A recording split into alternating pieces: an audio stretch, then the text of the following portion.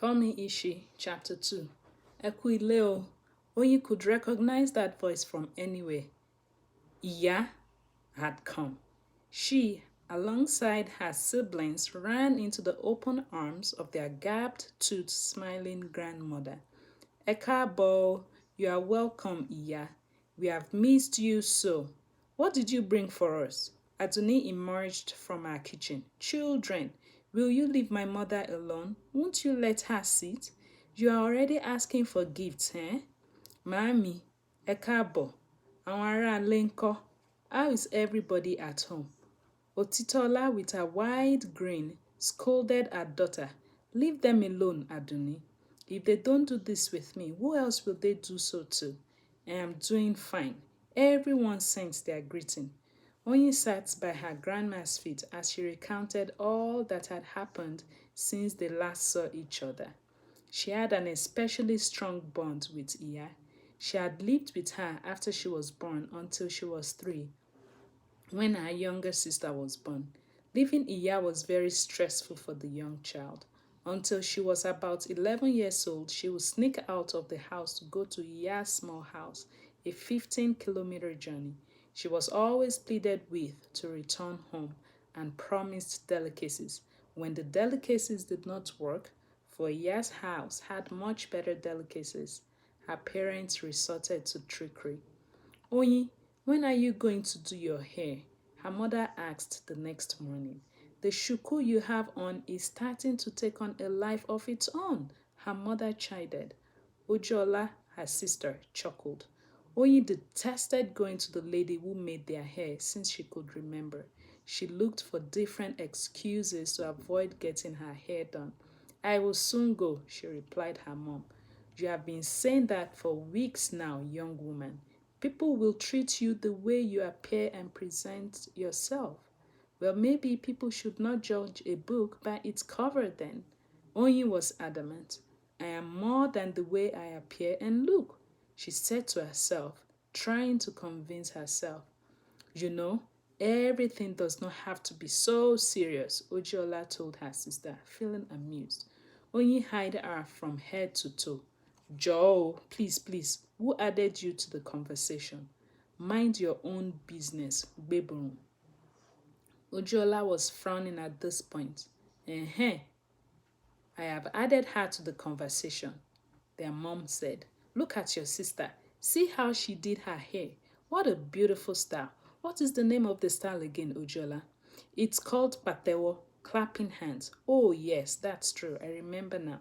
They carried on, talking about the finesse of the hairdresser and how the style matched so well with Ojiola's perfectly round head.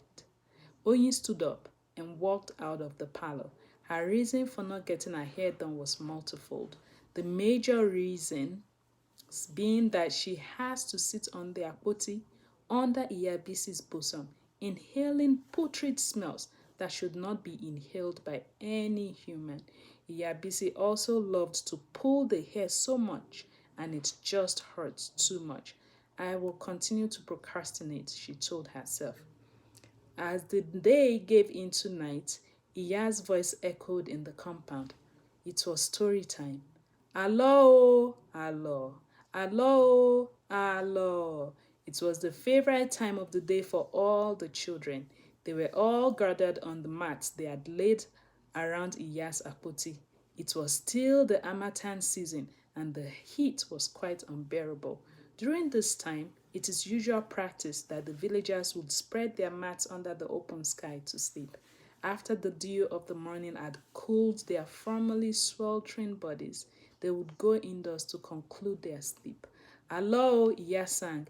Allo, the children replied. A long time ago, in a very faraway village, there lived Ijakpa, the tortoise, and his wife, Yoribo. Ijakpa was a very lazy man and had a big good for nothing. His land did not yield good crops as he was too lazy to cut the weed and water his plants. Ijakpa also had a bottomless stomach and loved yam porridge, the one made with palm oil, rodo, and alubosa. One day, after eating his yam porridge made by Yorimbo, Ijakpa pretended to go to work on the farm. In actuality, he was in the backyard, waiting for his wife to go to the market. After Yoribo dressed up and went to the village market, Ijakpa rushed in and started dipping his hands in the porridge pot. He gulped down the delicious porridge, though it was as hot as burning coals. As he was about to go in for another dip, he heard his wife's voice 3 houses away. Oh no, she must have forgotten something, he thought to himself.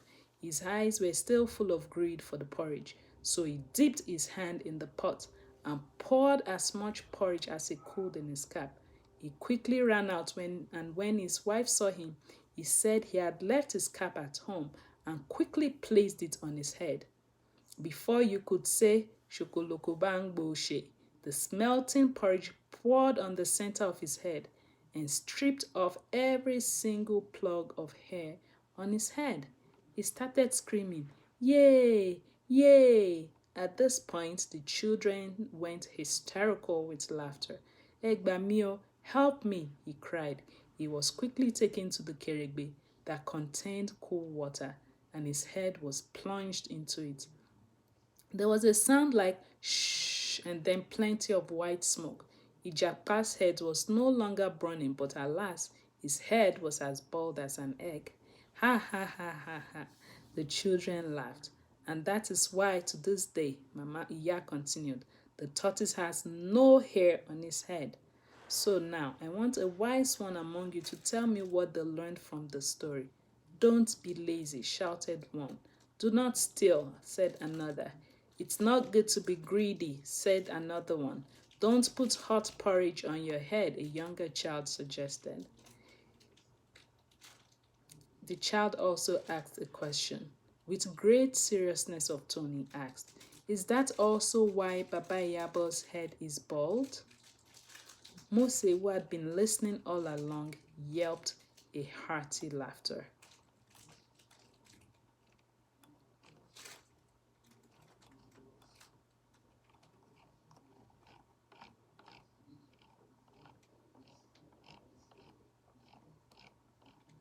Chapter 3